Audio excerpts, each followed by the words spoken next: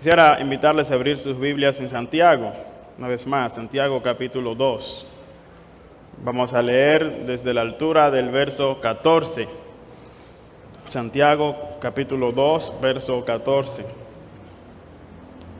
Y leeremos hasta que termine el capítulo. Eso quiere decir hasta el 26.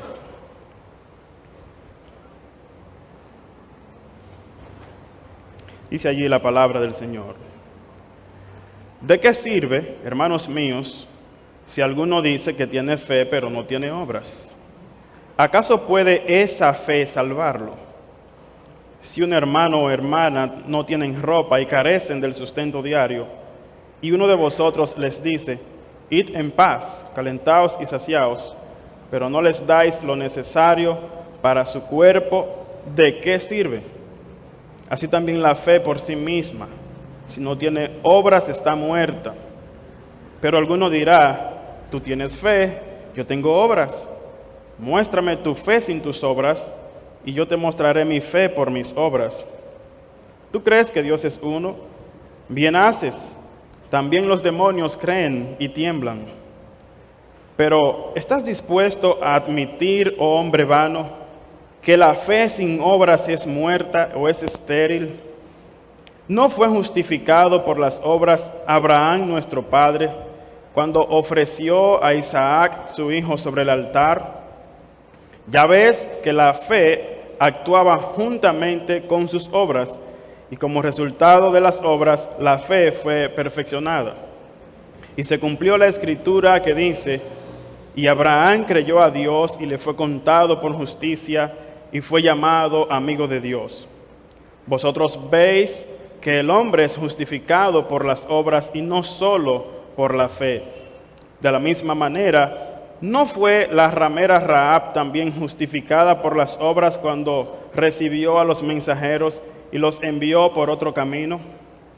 Porque así como el cuerpo sin el espíritu está muerto, así también la fe sin las obras está muerta. Permítame orar. Eterno Señor, una vez más invocamos tu nombre para que tu presencia sea manifiesta a través de tu Espíritu Santo, usando tu palabra como la espada de dos filos que penetra hasta partir el alma y el espíritu, las coyunturas y los tuétanos, y discierne los pensamientos y las intenciones del corazón. Señor, este pasaje es muy desafiante y nos lleva a la meditación profunda para que podamos examinar si estamos en una fe verdadera, una fe salvífica. Te pedimos, Señor, que podamos tener plena atención, plena comunión con tu palabra y que tu Espíritu nos hable poderosamente. Usa a tu siervo que has escogido y levantado ahora para proclamar el mensaje. Y atrae a ti a aquellos que todavía no tienen la fe de Jesús, que puedan encontrar la salvación para sus almas, y anímanos a todos a poder obrar conforme a tu palabra. Te lo pedimos en el nombre de Jesús. Amén y amén. Juan, un joven de 25 años, era alpinista profesional. Los peligros y la conquista de las alturas eran un gran desafío y su meta era conquistar las cimas más altas. Desde muy pequeño tenía un gran sueño, llegar a la cima del monte Everest. Este sueño lo llevó a prepararse durante muchos años, y cuando creyó saberlo todo y se sintió preparado para la gloria, decidió lanzarse a la aventura. Hasta aquí todo estaba bien, solo había un gran problema. Este tipo de desafíos debe realizarse en grupos de por lo menos 4 personas, especialmente la escalada del monte Everest, que es de las más difíciles del mundo. Pero Juan era un tipo muy orgulloso y quería toda la gloria solo para él. así que decidió escalar sin ningún tipo de compañía y así cumplir su deseo de figurar en el libro de los récords. Una mañana muy fría, cuando todavía no había salido el sol, con pasos muy firmes como un verdadero profesional, comenzó el ascenso. Todo transcurría muy normal y Juan ya se imaginaba las fotos en las primeras planas de los diarios de todo el mundo. Pero al atardecer se dio cuenta de un gran detalle que no había tenido en cuenta. Esa noche no habría luna y la oscuridad empezaba a invadir la montaña cuando todavía no había llegado al lugar de descanso, donde tenía que pasar la noche. A pesar de esa circunstancia, trató de mantener la calma. Todo se le hacía muy difícil hasta que de pronto una piedra cedió bajo sus pies, provocándole una caída de cientos de metros. Cuando parecía que su muerte era inminente, sintió un fuerte tirón en la cintura y se quedó colgado de la cuerda que lo sustentaba. La noche era muy oscura, no se podía ver nada y para peor había comenzado a nevar. Juan estaba asustado y gritó varias veces pidiendo auxilio, pero solo escuchaba su propia voz por el eco de la montaña. Cuando todo parecía perdido, se encomendó a Dios y gritó con todas sus fuerzas: Señor, sálvame, Señor, sácame de aquí. Desde el cielo se escuchó una voz como un trueno que le decía: ven, hijo mío, accederé a tus ruegos, saca tu cuchillo, corta la cuerda y estarás a salvo. Juan escuchó con atención lo que Dios le había dicho, pero dudó, y en lugar de cortar la cuerda, se aferró a ella durante el resto de la noche. Por la mañana, los miembros del grupo de rescate encontraron el cuerpo de un hombre congelado, colgado y aferrado a su soga a solo unos 50 centímetros del suelo. Esta historia, que ha sido contada muchas veces, no puedo asegurar si es cierta o no, pero enseña una gran verdad. A veces uno clama al Señor y uno tiene respuesta del Señor, pero no confía en el Señor.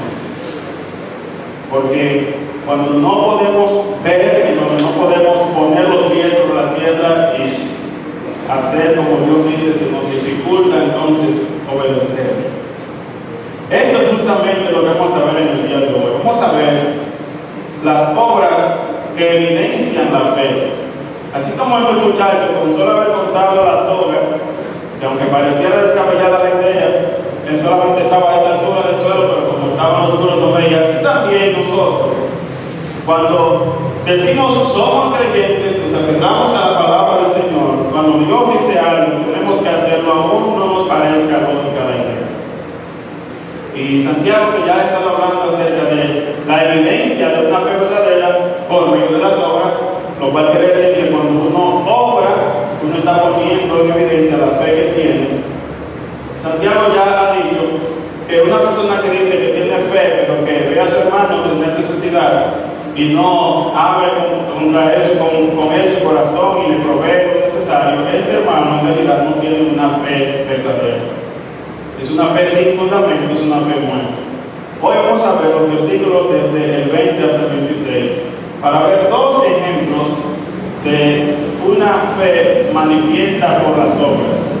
El ejemplo de Abraham y también el ejemplo de Rahab. Fíjense el versículo 20. Santiago, después de decirle a esta persona que le está anteponiendo un argumento, tú crees entonces uno, bien haces, pero también los demonios creen y tiemblan. Santiago dice entonces, pero ¿estás dispuesto a admitir, hombre vano, que la fe sin obras es estéril? La pregunta de por sí llama a una reflexión seria. Llama a aquel que iba a recibir el texto, a nosotros también en el día de hoy que estamos escuchando este mensaje de parte de Dios. Nos llama a reflexionar qué tipo de fe tenemos. ¿Es una fe únicamente profesada y no importa si la fe es correcta o es una fe que también se manifiesta en nuestro andar diario. Santiago dice, ¿estás dispuesto a admitir? ¿Tú te atreverías a hacerte un autoexamen? O hacer un examen a la luz de la Biblia, a la luz de lo que Dios ha revelado, para comprobar si realmente posees una fe genuina. ¿Estás dispuesto entonces a admitir, oh hombre vano, fíjese cómo le llama Santiago, hombre vano, hombre que no tiene fundamento, un hombre sin base en sus argumentos? ¿Estás dispuesto a admitir que la fe sin obras es estéril? E inmediatamente pasa el ejemplo de Abraham con una pregunta. Oye, pero ¿no fue justificado Abraham por las obras cuando él ofreció a su hijo Isaac en el altar? Y para eso, mis amados hermanos, vamos a irnos a Génesis. Vamos a ver qué fue lo que pasó allí en Génesis capítulo 22, que es la cita que Santiago, pues, aquí le da a la persona con la que él está dándole argumentos. Versículo 1 de Génesis capítulo 22. Dice así: aconteció que después de estas cosas, Dios probó a Abraham. ¿Usted se acuerda que Santiago dice que nuestra fe es probada? ¿Se acuerda de eso? Dios probó a Abraham. Y le dijo, Abraham. Y él respondió, heme aquí. Y Dios dijo, toma ahora a tu hijo, calificativo, tu único, a quien amas, a Isaac, y ve a la tierra de Moriah, y ofrécelo allí en holocausto sobre uno de los montes que yo te diré. La Reina Valera comienza diciendo, y Abraham se levantó, con una conjunción, dando a entender que inmediatamente recibió la orden de parte de Dios. Se puso en marcha en la mañana temprano. Abraham se levantó muy de mañana, aparejó su asno y tomó con él 2 de sus mozos o de sus criados y a su hijo Isaac. Partió leña para el holocausto, se levantó y fue al lugar que Dios le había dicho. Versículo 4. Al tercer día alzó Abraham los ojos y vio el lugar de lejos. ¿Cuántos días pasaron desde que Dios le dio la orden a Abraham, probando su fe de que sacrificara a su hijo, hasta el lugar que Dios le había dicho que él debía sacrificar a su hijo? 3 días. Durante 3 días, imagínense lo que pasaba por la mente de Abraham, cuáles eran sus pensamientos. Dios ha pedido que sacrifique su único hijo. Si él tuviera 15 niños y Dios le dice sacrifica uno, eso es una cosa difícil. Pero teniendo un solo hijo, del cual Dios le había dicho, mira, de Isaac, yo voy a hacer que sea una descendencia grande la que tú vas a tener, de Isaac. Porque en Isaac te será llamada descendencia, dice la Escritura. Y ahora Dios le está pidiendo a Abraham, a ese mismo Abraham y de ese mismo hijo único de quien él iba a cumplir sus promesas, ofrécelo en holocausto. ¿Cuáles pensamientos pasarían por la cabeza de Abraham? Y digo eso porque yo sé que usted puede imaginarse los pensamientos de Abraham. Porque Abraham no era un extraterrestre. Abraham era un ser humano como nosotros. Él tenía debilidades como las nuestras. Él era un ser humano común y corriente. Entonces Abraham seguramente pensó cosas tremendas. No sé, y creo que no haya dudado, pero mucha inquietud en su mente. Y fíjese qué más ocurre. Entonces Abraham, versículo 5, estoy leyendo en Génesis 22. Entonces Abraham dijo a sus criados, quédense aquí con el asno, y yo y el muchacho iremos hasta allá, adoraremos y volveremos a vosotros. Y aquí, ¿qué está pasando? Ven acá, pero Abraham, ¿y no fue a sacrificar al muchacho que tú ibas? Se supone que si lo vas a matar, iremos, pero volverás. Claro, él no le había dicho a ninguno de sus criados lo que él iba a hacer allá, ni tampoco le reveló lo que iba a hacer a su propio hijo. De manera que cuando él dice estas palabras, él está, por supuesto, que él está poniendo su confianza en algo especial. iremos, adoraremos y volveremos a vosotros. Tomó Abraham la leña, versículo 6, del holocausto, y puso sobre Isaac su hijo, y tomó en su mano el fuego y el cuchillo. Y los dos iban juntos. Y habló Isaac, como toda persona inteligente, a su padre, y le dijo: Padre mío. Y él respondió: heme aquí, hijo mío. Y dijo Isaac: aquí está el fuego y la leña, pero ¿dónde está el cordero para el holocausto? Y Abraham respondió: Dios proveerá para sí el cordero para el holocausto, hijo mío. Y los dos iban juntos. La confianza de Isaac en su padre, ¿no? Isaac, vamos allí. Pero allí no era la heladería, no era la plaza, a 200 metros, 3 días de camino. Isaac, tenemos que dejar a los criados aquí al asno y tenemos que ir tú y yo solos allá arriba. Ok, pues vamos. De camino, Isaac cuestiona. Está todo, pero falta el holocausto. ¿Dónde está? Y aún así, el padre le dice: Dios se proveerá del cordero para el holocausto, hijo mío. Y él sigue tranquilamente con su padre. Hermanos, iban a una montaña, ¿entienden? Iban a una loma. ¿Dónde iban a encontrar ellos un animal para el holocausto? Y menos un cordero, que no andan en esa zona. Resulta entonces que Abraham le dice a su hijo que Dios se iba a proveer. Dice, iban juntos, versículo 9. Llegaron al lugar que Dios le había dicho. Y Abraham edificó allí el altar, arregló la leña, ató a su hijo Isaac. Entonces, ya aquí la cosa se está poniendo bien crítica. Y ahora Isaac se dio cuenta que él era el holocausto. Abraham, dice la escritura, que tuvo a su hijo Isaac cuando ya era un hombre muy mayor, de unos 100 años. Y para este tiempo es probable que Isaac tuviera unos 17 años. Compare la fuerza de 17 y de 100. ¿Verdad que hay diferencia?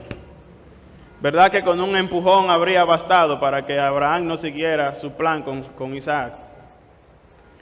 Pero Isaac siguió, oye, lo está amarrando, puso la leña y lo está amarrando. Y cuando coloca, fíjense ahora conmigo el versículo 10.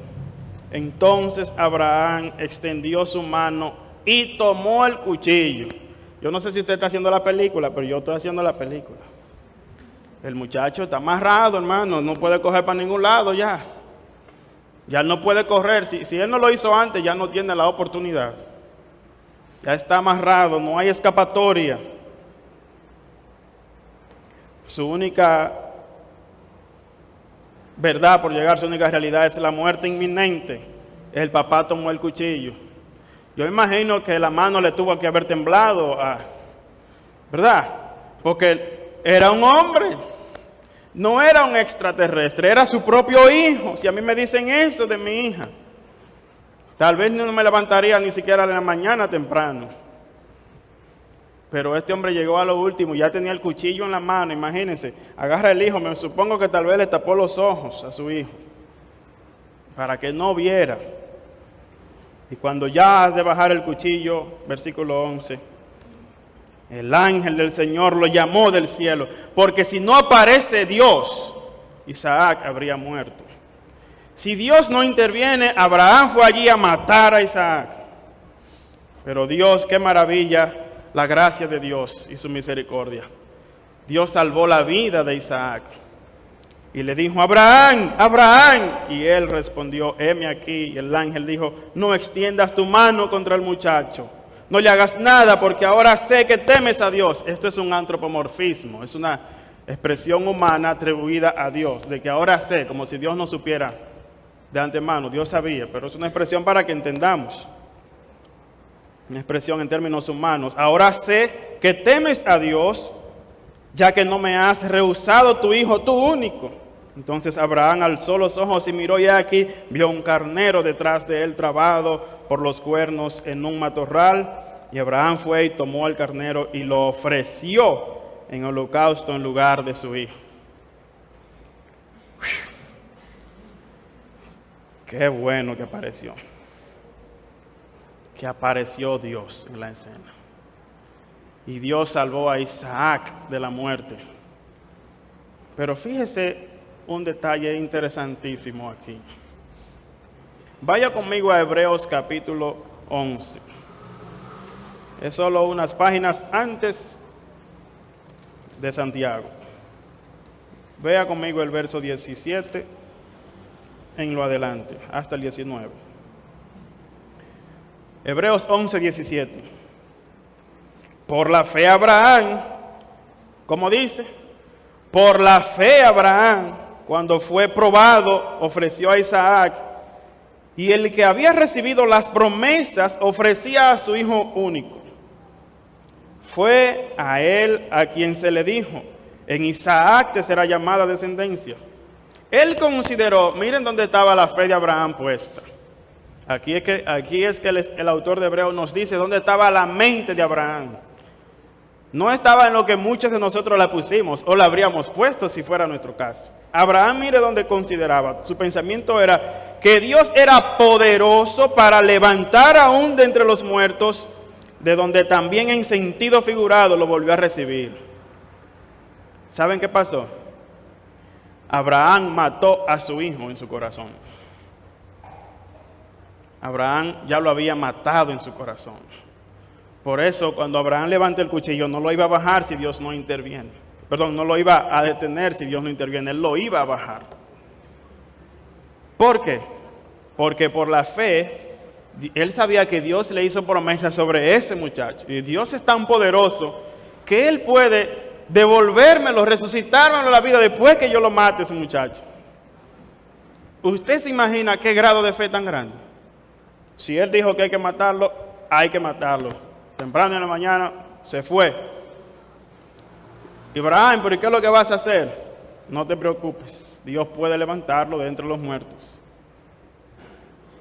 ¿En qué se basó entonces Abraham para realizar tal acto de atrevimiento y de osadía?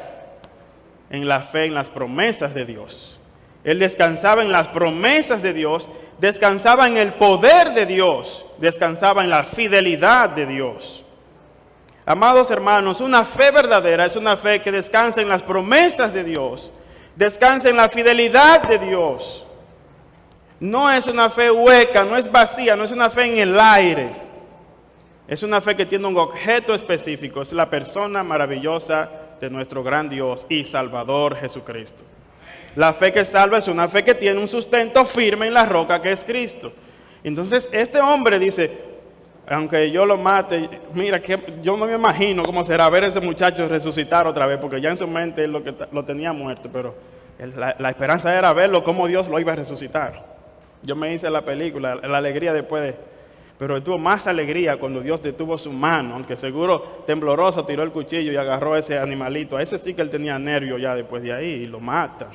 Y ese cordero toma el lugar de Isaac. Como Cristo, el Cordero de Dios, tomó el lugar suyo y mío. Cuando no teníamos escapatoria, estábamos amarrados, condenados directo al infierno, y allí vino Cristo. E intervino en gracia y nos rescató. Él murió en nuestro lugar como ese Cordero en lugar de Isaac. Y fíjense una cosa, ese día el padre le dijo a su hijo, hijo, hay una misión que tenemos que realizar. Y salieron juntos, hablaron, pero el padre dijo, hijo, tienes que ir allá, y en el monte del Calvario. Allá fue el hijo, y estaba atadas las manos y los pies. Y el hijo estuvo allí y fue objeto de la ira misma de Dios. Dios levantó su cuchillo. La santa ira de Dios, su santa indignación por todos los pecados en la humanidad. Y no hubo nadie quien detuviera la mano del Padre. Pues Dios desamparó a su Hijo para ampararnos a nosotros.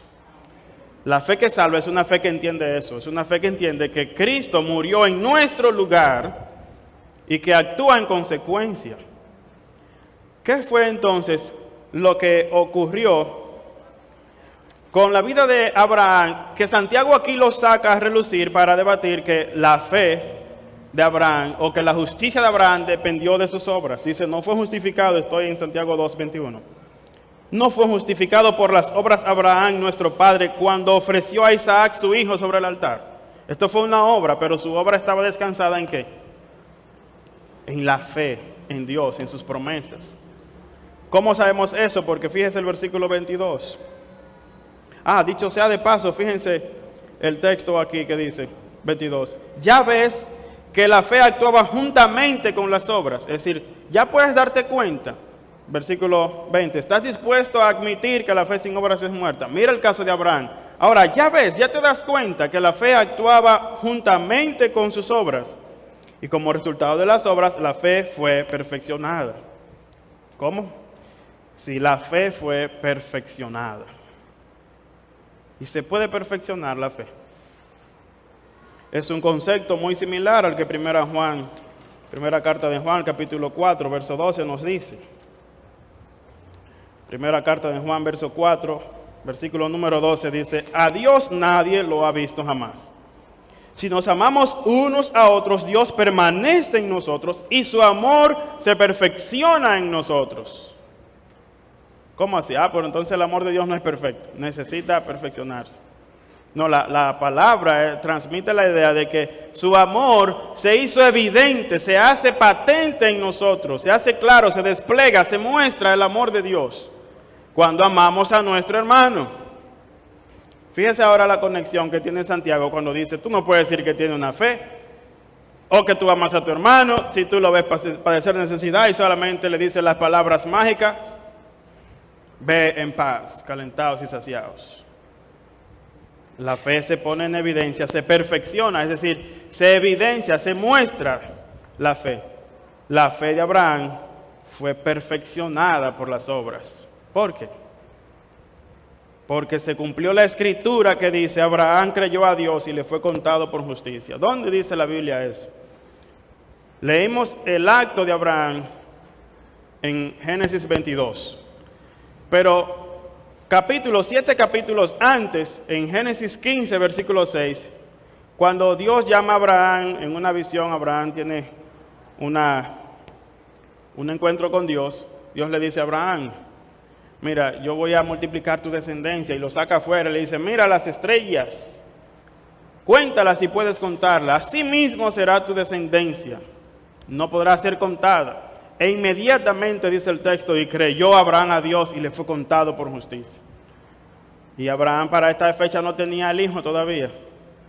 Pero Abraham creyó que Dios le dijo que él iba a tener una descendencia así de grande, que él sería bendición a todas las familias de la tierra. Lo creyó porque Dios lo dijo y ese fue el punto y aparte. Dios lo dijo, yo creo. Y cuando él creyó, ¿sabe qué dice la Biblia? Que su fe se le contó por justicia. Eso por supuesto da por entendido que Abraham no tenía justicia propia. Se le contó por justicia, es un término financiero. Eso quiere decir que a él le pusieron una cuenta que él no tenía. Alguien pagó, alguien puso su cuenta en la cuenta de Abraham. Su fe le fue contada, le fue atribuida una justicia que él no tenía, porque Abraham era un pecador también. Acuérdense que él era igual que nosotros. Abraham no era un ángel. Entonces, allí fue que se cumplió esa escritura. ¿Cómo que se cumplió? La palabra cumplir ahí es que se llevó a su meta, a su cumplimiento, se completó esa palabra. ¿Cuándo? Cuando ofreció a su hijo.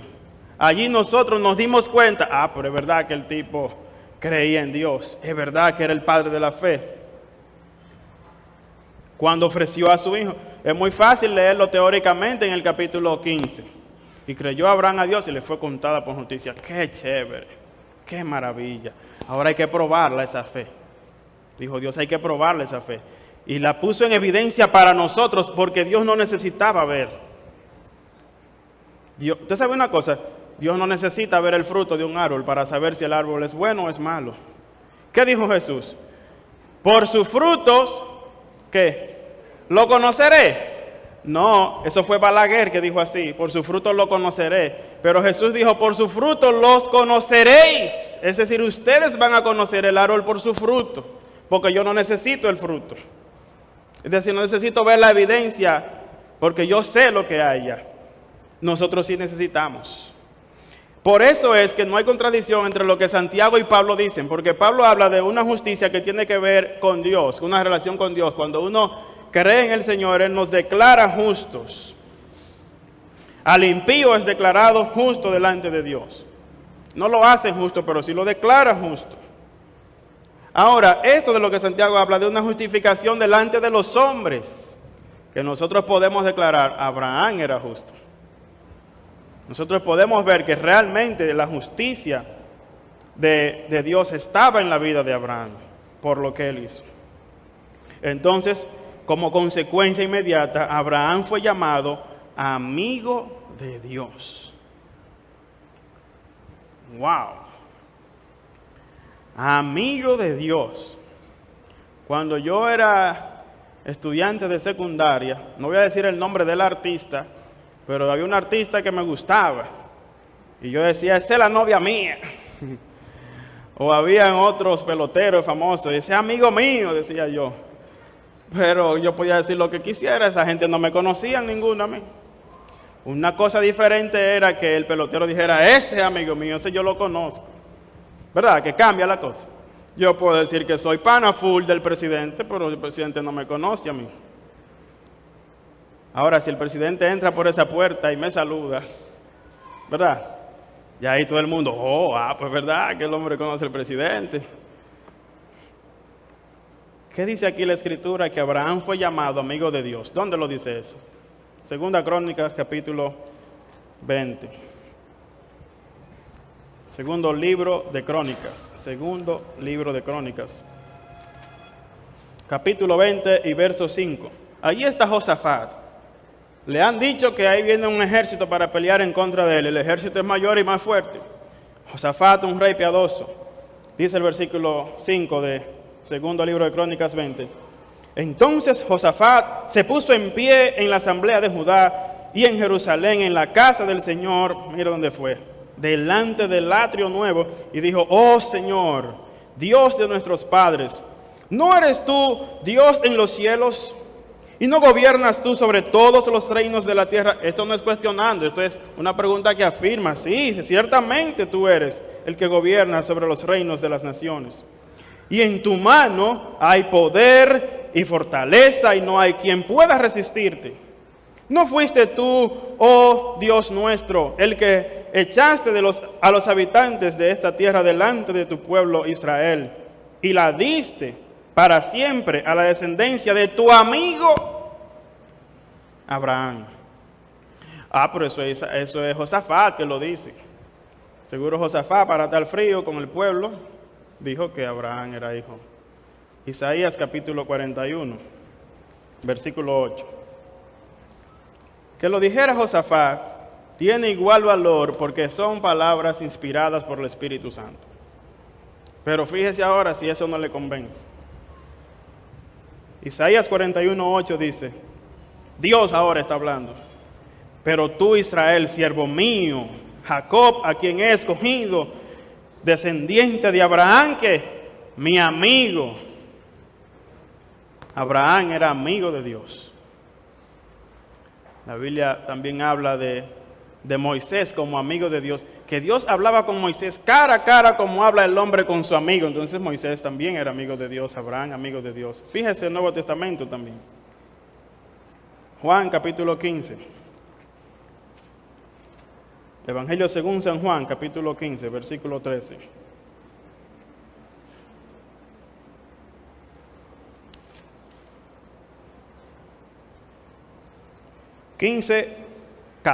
Me equivoqué por un número. 15:14.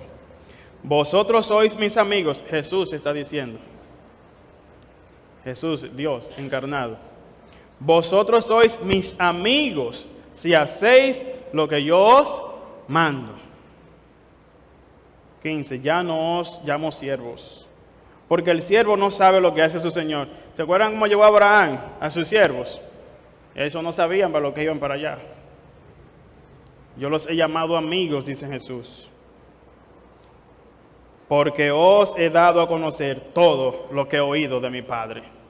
Unos capítulos más adelante, en Génesis capítulo 18, el Señor viene a la casa de Abraham, come con él, se va el Señor y Abraham le cae atrás y el Señor le dice dentro de sí, ¿es de yo de ocultarle lo que voy a hacer a Abraham, siendo que él va a ser un padre de una gran nación?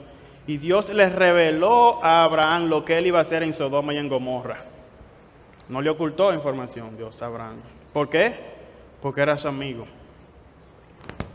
Por la fe, Abraham fue llamado amigo de Dios. Amado, Jesús dice que si hacemos lo que Él manda, somos llamados amigos de Dios. ¿Es usted un amigo de Dios? Usted confía en la palabra de Jesús y sigue lo que Jesús dice. Es su pasión más íntima de su ser, con toda la fuerza de su corazón. Yo quiero hacer lo que Jesús dice. Es mi deseo, obedecer al Señor. Pues eso es una evidencia de fe genuina. Eso es una evidencia de una fe verdadera. Y somos llamados amigos de Dios. ¡Qué maravilla! Yo no soy amigo ni del alcalde, y no me importa que no me conozca, ni el presidente, ni ninguno. Pero soy amigo de Dios. No porque yo quiero ser amigo de Él, sino porque Él me llamó amigo. Él nos llamó amigos. ¡Qué bendición tan grande! Se cumplió esa escritura acerca de Abraham. Fíjense entonces cómo termina diciendo, vosotros veis que el hombre es justificado por las obras y no solo por la fe. Calvino dijo, la justificación es por la fe sola, pero la fe no va sola. Esa fe no queda sola. Somos justificados por la fe sola, pero esa fe no queda sola. Esa fe se pone en marcha, esa fe actúa. Esa fe es evidente. Verso 25 entonces. Y de la misma manera, ¿cómo así de la misma manera? Sí, igual que Abraham, el mismo caso. Claro, no el caso en el sentido de que la misma persona, nada de eso. Porque una gente podría decir, por eso fue Abraham, porque Abraham Dios se le reveló en persona, Dios lo llamó y lo sacó de su tierra, y Dios se le dio promesa, eso fue Abraham. Y ahora, ¿qué podemos alegar? Rahab la ramera, una gentil, mujer, dudosa reputación, y estaba en la mira de ser destruida por el pueblo, porque ya venían ahí el pueblo con Josué para destruir Jericó. Dice aquí, de la misma manera, ¿no fue la ramera Rahab también justificada por las obras cuando recibió a los mensajeros y los envió por otro camino? ¿Cuál sería la respuesta? ¿No fue justificada Rahab la ramera por las obras cuando hizo eso? Claro que sí. Josué capítulo 2. Libro de Josué capítulo 2. Josué está previo a entrar, a conquistar. Desde el otro lado del Jordán, la primera ciudad que encontraron era Jericó. Y Josué dice, hijo de Nun, envió secretamente desde Sitín a 2 espías diciendo, id, reconoced la tierra, especialmente Jericó. Fueron pues y entraron en la casa de una ramera que se llamaba Rahab. Dígame usted si esto no es providencia de Dios. De todos los lugares para ir, entraron a la casa de Rahab, de una ramera. La ramera se llamaba Rahab y allí se hospedaron, y se le dio aviso al rey de Jericó diciendo, he aquí unos hombres de los hijos de Israel han venido aquí esta noche para reconocer toda la tierra. Entonces el rey de Jericó mandó decir a Rahab, saca a los hombres que han venido a ti, que han entrado en tu casa, porque han venido para reconocer toda la ciudad, o la tierra, mejor dicho.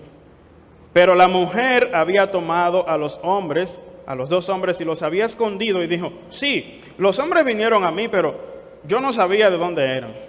Y sucedió que a la hora de cerrar la puerta, al oscurecer, los hombres salieron, no sé a dónde fueron.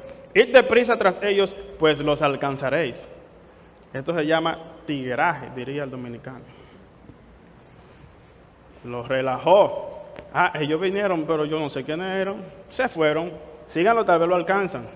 Y los hombres estaban arriba en el techo. Y estos hombres, qué increíble, esos hombres creyeron en la palabra de esa mujer. Los soldados no rebuscaron nada, se fueron. Y dice la Biblia que cuando se cerró la puerta, versículo 9, Rahab busca a los hombres y habla con ellos y le dice: sé que el Señor os ha dado la tierra y que el terror vuestro ha caído sobre nosotros y que todos los habitantes de la tierra se han acobardado ante vosotros, porque hemos oído cómo el Señor secó el agua del Mar Rojo delante de vosotros cuando salisteis de Egipto, y de lo que hicisteis a los dos reyes de los amorreos que están al otro lado del Jordán, a Sehón y a Og, a quienes destruisteis por completo. Cuando lo oímos, se acobardó nuestro corazón, no quedando ya valor en hombre alguno por causa de vosotros. ¿Cuál fue la razón de eso? Porque ustedes son un pueblo demasiado fuerte, y nosotros sabemos que ustedes son gigantes. No, porque el Señor vuestro Dios es Dios arriba en el cielo. Él es el Dios abajo en la tierra. ¿Qué es eso, hermanos? Eso no se llama fe. No es confianza en Dios que ella está poniendo ahí. Ella sabía que esa tierra donde ellos estaban, Dios le había hecho una promesa a los hijos de Israel y ya estaban previos a entrar. Y ella dijo: nosotros sabemos que el Dios de ustedes es el Dios arriba en los cielos y abajo en la tierra. Y ellos eran idólatras, eran paganos. Pero por ese conocimiento que ella tenía de Dios, era real ese conocimiento de Dios. Sí, igual que el que dice aquí, tú crees que Dios es uno, pero no hace nada. Por esta mujer había oído de lo que Dios dice, lo que Dios había hecho. Y entonces ella escondió a los hombres. ¿Por qué actuó Rahab de esa manera? Por lo que acabamos de decir, porque confiaba en Dios. Su fe estaba puesta únicamente en el Dios verdadero. Ella había renunciado al paganismo. Esa mujer dijo: yo prefiero hacer lo siguiente: ser enemiga del mundo y serle fiel al Señor. Oiga, se echó la ciudad entera encima. Si esa gente se enteraban de eso, Rahab y su familia iban a morir inmediatamente. Pero ella prefirió traicionar su nación. Ella era amiga de Dios y era enemigo del mundo. ¿No es eso lo que dice la Escritura? Como dice de Abraham, Abraham era amigo de Dios. Abraham hizo eso porque Abraham no tenía la mancha del mundo. Y Rahab tampoco tenía la mancha del mundo y actuó así. Ahora, amados, miren, no separen, como dice Santiago aquí, vosotros veis que el hombre es justificado por las obras y no solo por la fe. Y que adelante dice: la fe actuaba juntamente con las obras. Las obras, la fe son inseparables. Si uno le quita la fe a las obras, eso está mal. Y lo mismo si uno hace obras que no están dependientes de Dios. Imagínense que quitémosle la fe a las obras de Abraham y de Rahab. ¿Qué serían eso? Hermano, eso sería insensibilidad, eso sería inmoral, eso sería homicidio, eso sería traición, eso sería pecado. Si Abraham hace eso sin ninguna base, ninguna confianza en Dios, es un homicidio, es un asesino Abraham, ¿sí o no? Pero la Biblia no dice eso de él, porque él estaba confiando en el mandato de Dios. Rahab hace lo mismo. Dios no justifica la mentira. Aquí Dios no está justificando el que ella mintiera para decir: ay, ellos se fueron. Dios está justificando el acto de que ella protegió a esos hombres y reconoció por la fe al Dios verdadero, y por eso los guardó. Lo mismo que las parteras cuando Faraón quería matar todos los niños varones cuando estaba creciendo el pueblo en Egipto. ¿Recuerdan? El Faraón le dijo a las parteras: maten, si es varón, si es un niño, mátenlo cuando nazcan. Y pasa el tiempo y los niños siguen naciendo normalmente. El faraón le dice: pero ¿y qué ha pasado? Los niños están creciendo y están naciendo. Que las mujeres hebreas son más robustas que las egipcias. Entonces cuando uno viene a llegar ya parieron. Entonces imagínense. ¿Era verdad eso? No era verdad, era mentira. Pero Dios, dice la Biblia, que bendijo a esas mujeres por ese acto. ¿Por qué? Porque estaban confiando en Dios. No querían atentar contra el pueblo de Dios. Amado hermano, Santiago nos hace un llamado a nosotros aquí. No importa si tú eres una persona reconocida, de renombre, si eres rico como Abraham, si perteneces al pueblo de Dios, o si eres una persona desconocida como Rahab, de dudosa reputación, que te han vuelto tanto en el pecado que crees que no hay esperanza para ti. La misma fe en Dios te puede hacer justo delante de Él y te capacita para obrar cosas que después son recordadas en la historia de alguien que obró por la fe en Jesús. ¿Cómo queremos ser recordados nosotros? ¿Cómo queremos ser recordados nosotros? Estoy dispuesto, como Abraham, a ofrecer lo más querido de mi vida a Dios. Estoy dispuesto, como Rahab, a ser tratada como traidora del mundo para ser fiel a Cristo. Esto, lo que hizo Rahab, fue lo contrario a Judas. Judas traicionó a Jesús por su amistad con el mundo. Y dígame si eso no es lo que pasa con muchos que dicen son creyentes, traicionan a Cristo por su amistad con el mundo. Santiago dice en el capítulo 1, la verdadera religión es esta: el refrenar su lengua, visitar a los huérfanos y las viudas en sus tribulaciones y guardarse sin mancha del mundo. Esto no quiere decir que sea perfecto. Abraham no fue perfecto, Rahab no fue perfecta, pero tenían un corazón para Dios. Dios era la valiosa posesión de su vida, era su perla de gran precio. Estaban dispuestos a vender todo para adquirir la posesión más valiosa, que es Cristo. ¿Qué es lo más querido en su vida, amado hermano o hermana? O joven que estás aquí. ¿Qué es lo más querido en tu vida? ¿Acaso es una persona? ¿Estás dispuesta a entregar a esa persona al Señor? ¿Acaso es tu trabajo lo más querido en tu vida? Y por miedo a no perder un trabajo, no haces una obra de Dios en la iglesia. ¿Acaso es una cosa como un carro, una casa, un motor, una bicicleta, lo más valioso en tu vida? ¿Estás dispuesto a entregarle al Señor? ¿Usted sabe cuál es la diferencia de tener algo o que algo lo tenga a uno? ¿Usted sabe una diferencia en eso? Hay una diferencia entre tener algo y que algo lo tenga a uno. Si algo que usted tiene y Dios le demanda en cualquier momento entregarlo o perderlo y eso no le duele, usted tenía algo. Pero si eso le duele y le frustra y le trae depresión, eso lo tenía usted. Estamos dispuestos a entregar alguna actividad para mostrar que tenemos una fe en Dios. Alguna actividad puede ser un deporte, puede ser una película, puede ser ir al cine, puede ser lo que sea. Estamos dispuestos, porque tenemos una fe en el Señor, a entregar lo más valioso en nuestra vida. ¿Acaso nuestro tiempo es lo más valioso? ¿Estamos dispuestos a entregarle nuestro tiempo al Señor? ¿Estamos dispuestos a entregarle el dinero al Señor con generosidad, como dice la Escritura? ¿O una reputación? Mira, yo no hago tal cosa para que no vayan a decir. Después dicen que yo soy un fanático religioso. ¿Estás dispuesto a vivir para el Señor a pesar de que te llamen traidor? ¿O perder una amistad? ¿Está dispuesto a ofrendar qué al Señor? ¿Qué dicen nuestras obras acerca de nuestra fe? Vamos a reflexionar en eso. ¿Qué dicen mis obras acerca de mi fe?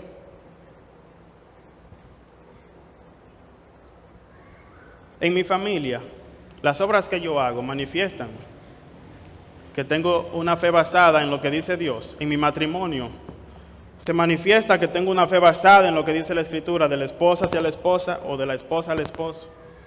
Con mi trato con mis hijos. En el trabajo, ¿cómo lo hago? ¿Porque me están viendo o porque Dios me está viendo? ¿Sirvo a los hombres o sirvo al Señor? Hay que reflexionar en esas cosas. En la iglesia, ¿qué apoyo le doy yo a la obra de Dios? Eso evidencia la fe que tengo. ¿Qué apoyo le doy a las actividades de la iglesia? Eso evidencia la fe que tengo. Al culto de oración. Mi vida de oración, ¿cómo es? Evidencia que tengo una fe en el Señor, mi vida de oración. Mi asistencia al culto de oración, como decía mi papá, es la evidencia de mi vida de oración. Lastimosamente, eso es así. Y podremos poner todo tipo de justificación y de excusas, como Abraham pudo haberla puesto, y como Rahab también. Pero hay una diferencia entre razones y excusas. Las excusas no son reales, las razones sí. Amados hermanos, este es el desafío de la palabra de Dios para nosotros. ¿Cómo evidencio mi fe? La manera en que evidencio mi fe habla si mi fe es genuina o no. Si mi fe está basada en el mundo o si mi fe está basada en la palabra santa inspirada de Dios.